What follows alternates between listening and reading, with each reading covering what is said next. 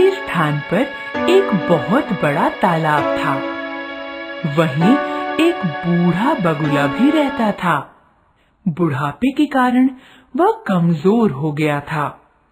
इस कारण वह मछलियां पकड़ने में असमर्थ था।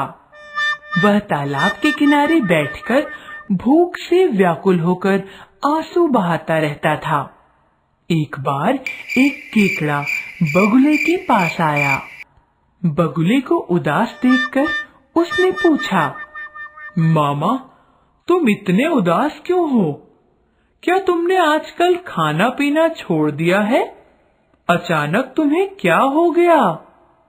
बगुले ने बताया, पुत्र, मेरा जन्म इसी तालाब के पास हुआ था। यहीं मैंने इतनी उम्र बिताई। अब मैंने सुना है कि यहाँ 12 वर्षों तक पानी नहीं बरसेगा। केकड़े ने पूछा, तुमसे ऐसा किसने कहा है?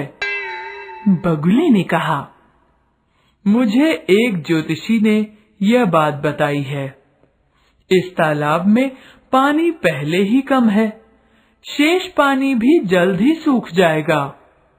तालाब के सूख जाने पर इसमें रहने वाले प्राणी भी मर जाएंगे। इसी कारण मैं परेशान हूँ। बगुले की ये बात केकड़े ने अपनी साथी मछलियों को बताई। वे सब बगुले के पास पहुँचे।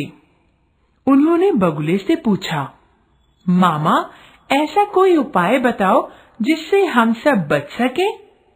बगुले ने बताया, यहाँ से कुछ दूर एक बड़ा सरोवर है।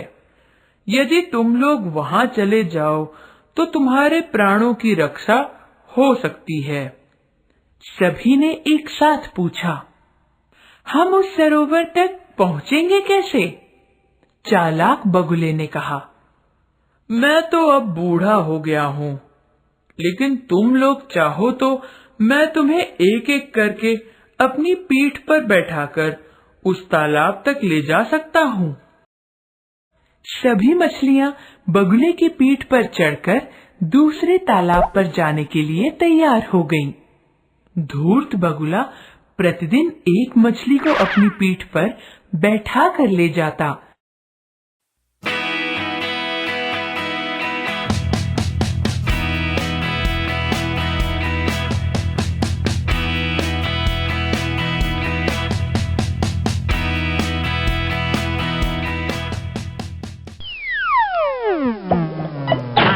और रास्ते में पड़ने वाले पत्थर पर बैठकर खा जाता। फिर शाम को तालाब पर लौट आता। इस प्रकार उसकी भोजन की समस्या दूर हो गई।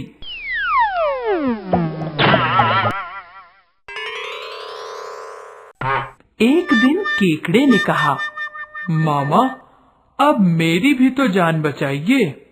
बगुले ने सोचा, मछलियां तो वह रोज खाता है, चलो आज केकड़े का मांस खाया जाए।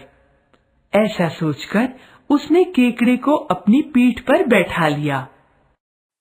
उड़ते हुए वह उस बड़े पत्थर पर पहुंचा जहां वह हर दिन मछलियों को खाया करता था। केकड़े ने वहां पर पड़ी हुई हड्डियों को देखा तो उसने बगुले से पूछा, मामा, सरोवर कितनी दूर है? आप तो थक गए होंगे। बगुले ने केकड़े को मूर्ख समझकर उत्तर दिया, अरे कैसा सरोवर? यह तो मैंने अपने भोजन का उपाय सोचा था। अब तू भी मरने के लिए तैयार हो जा। मैं इस पत्थर पर बैठकर तुझे खा जाऊंगा।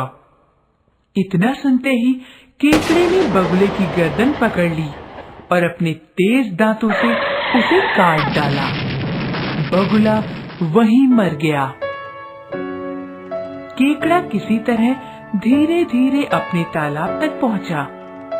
बची हुई मछलियों ने जब उसे देखा तो पूछा, अरे केकड़े भाई, तुम वापस कैसे आ गए? मामा को कहाँ छोड़ आए?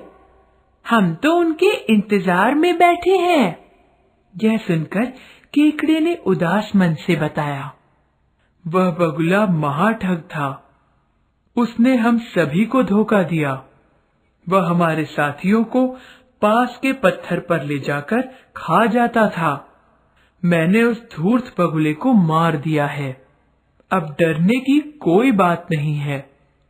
इसीलिए कहा गया है, जिसके पास बुद्धि है उसी के पास बल भी होता है।